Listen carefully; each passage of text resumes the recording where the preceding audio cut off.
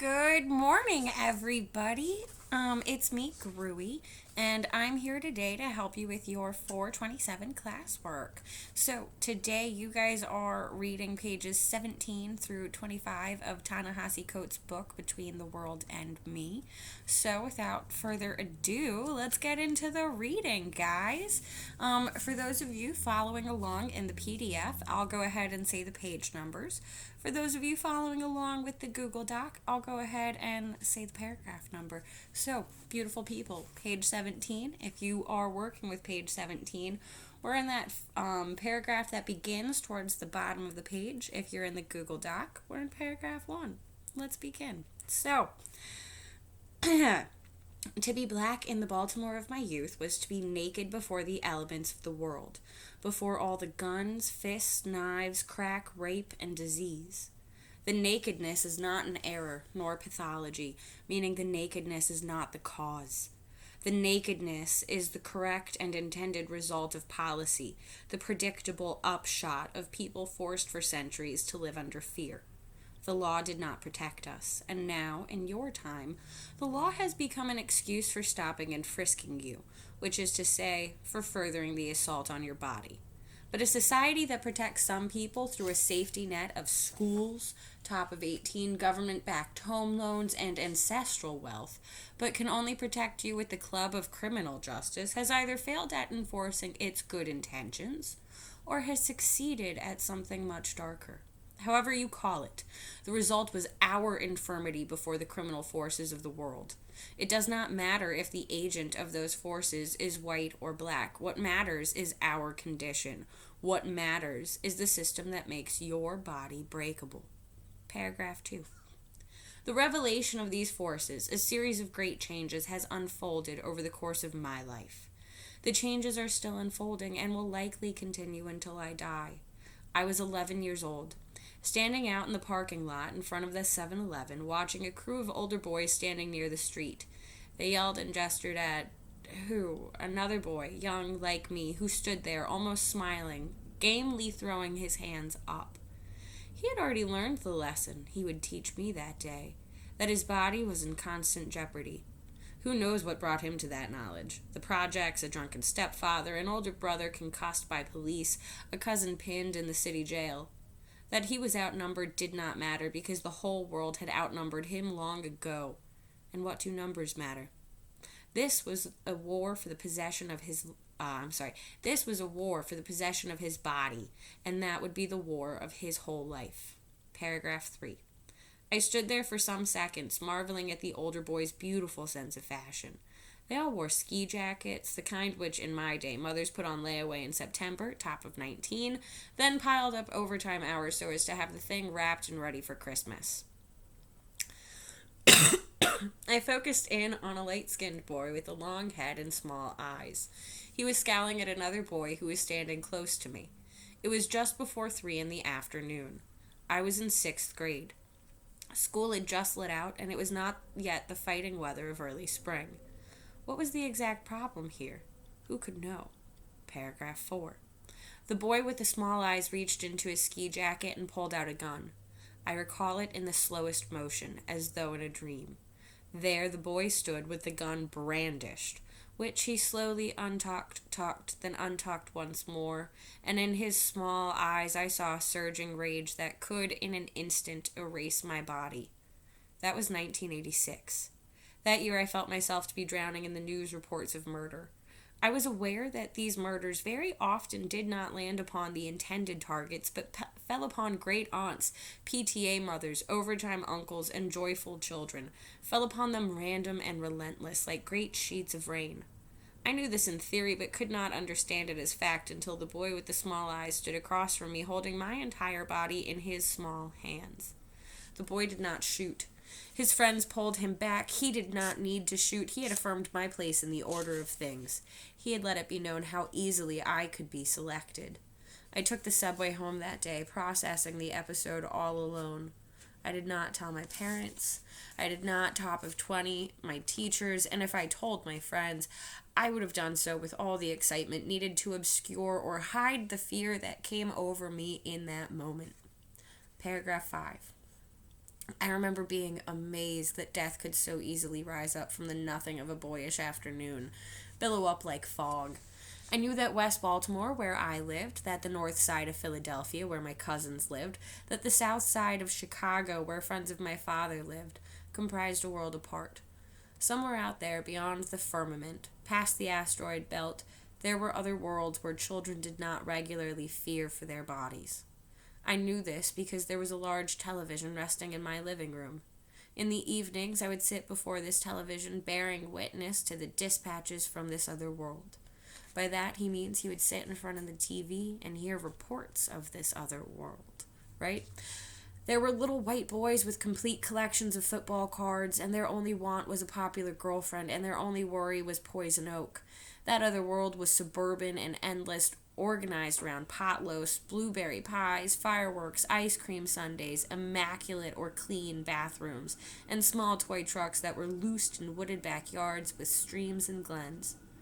Comparing these dispatches, comparing these reports, with the facts of my native world, I came to understand that my country was a galaxy, and this galaxy stretched from the pandemonium or chaos of West Baltimore to the happy hunting grounds of Mr. Belvedere. I obsessed over the distance between that other sector of space and my own. I knew that my portion of the American galaxy, where bodies were enslaved by a tenacious top of 21 gravity, was black, and that the other liberated portion was not. I knew that some inscrutable energy preserved the breach. I felt, but did not yet understand the relation between that other world and me. And I felt in this a cosmic injustice, a profound cruelty, which infused an abiding, irrepressible desire to unshackle my body and achieve the velocity of escape. Paragraph 6. Do you ever feel that same need? Your life is so very different from my own. The grandness of the world, the real world, the whole world, is a known thing for you. And you have no need of dispatches because you have seen so much of the American galaxy and its inhabitants, their homes, their hobbies, up close.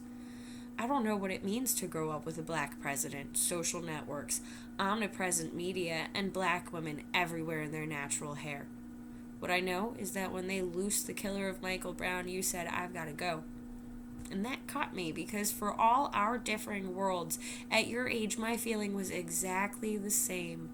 And I recall that even then I had not yet begun to imagine the perils that tangle us. You still believe the injustice was Michael Brown. You have not yet grappled with your own myths and narratives and discovered the plunder everywhere around us. Before I could discover, before I could escape, I had to survive. And this could only mean a clash with the streets, by which I mean not just physical blocks, nor simply the people packed into them, but the array of lethal puzzles and strange perils that seem to rise up from the asphalt itself, top of 22. The streets transform every ordinary day into a series of trick questions, and every incorrect answer risks a beatdown, a shooting, or a pregnancy. No one survives unscathed or without injury. And yet, the heat that springs from the constant danger from a lifestyle of near-death experiences is thrilling. This is what the rappers mean when they pronounce themselves addicted to the streets or in love with the game. I imagine they feel something akin to the parachutists, rock climbers, base jumpers, and others who choose to live on the edge. Of course, we choose nothing. And I have never believed the brothers who claim to run, much less own, the city. We did not design the streets, we do not fund them, we do not preserve them, but I was there, nevertheless, charged like all the others with the protection of my body. Paragraph 8. The crews, the young men who'd transmuted their fear into rage, were the greatest danger. The crews walked the blocks of their neighborhood loud and rude, because it was only through their loud rudeness that they might feel any sense of security and power. They would break your jaw, stomp your face, and shoot you down to feel that power, to revel in the might of their own bodies.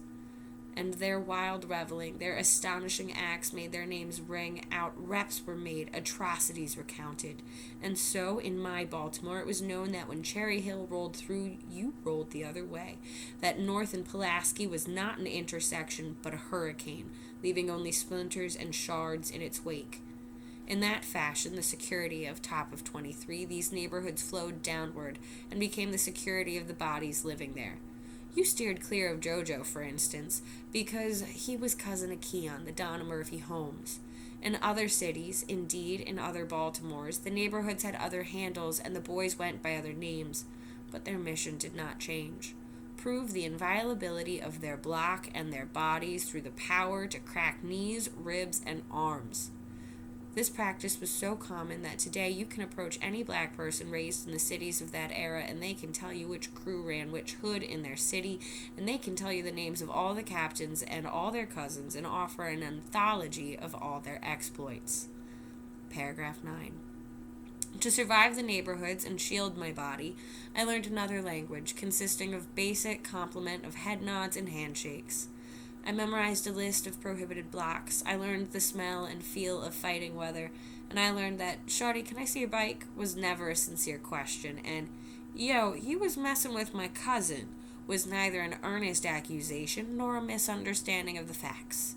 These were the summonses that you answered with your left foot forward, your right foot back, your hands guarding your face, one slightly lower than the other, cocked like a hammer. Or they were answered by breaking out, ducking through hallways, cutting through backyards, then bounding through the door past your kid brother into your bedroom, pulling the tool out of your lambskin or from under your mattress or out of Top of 24, your Adidas shoebox, then calling up your own cousins, who really aren't, and returning to that same block on that same day to that same crew hollering out, "Yeah, what's up now?" I recall learning these laws clearer than I recall learning my colors and shapes, because these laws were essential to the security of my body. Paragraph 10.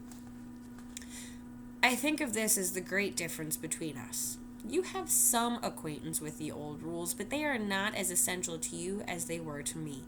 I am sure that you have had to deal with the occasional roughneck on the subway or in the park, but when I was about your age, each day fully 1/3 of my brain was concerned with who I was walking to school with, our precise number, the manner of our walk, the number of times I smiled, who or what I smiled at, who offered a pound and who did not, all of which is to say that I practiced the culture of the streets, a culture concerned chiefly with securing the body. I do not long for those days. I have no desire to make you tough or street, perhaps because any toughness I garnered came reluctantly. I think I was always somehow aware of the price. I think I somehow knew that the third of my brain should have been concerned with more beautiful things. I think I always felt something out there, some force, nameless and vast, had robbed me of what? Time? Experience? I think you know something of what that third could have done, and I think that is why you may feel the need to escape more than I did. You have seen all the wonderful life up above the tree line, yet you understand, Top of 25, that there is no real distance between you and Trayvon Martin, and thus, Trayvon Martin must terrify you in a way that he could never terrify me. You have seen so much more of all that is lost when they destroy your body. And that's it for today as far as the reading goes, beautiful people. Thanks for reading with me. I hope you do the classwork with me too. All right, until then, toodles.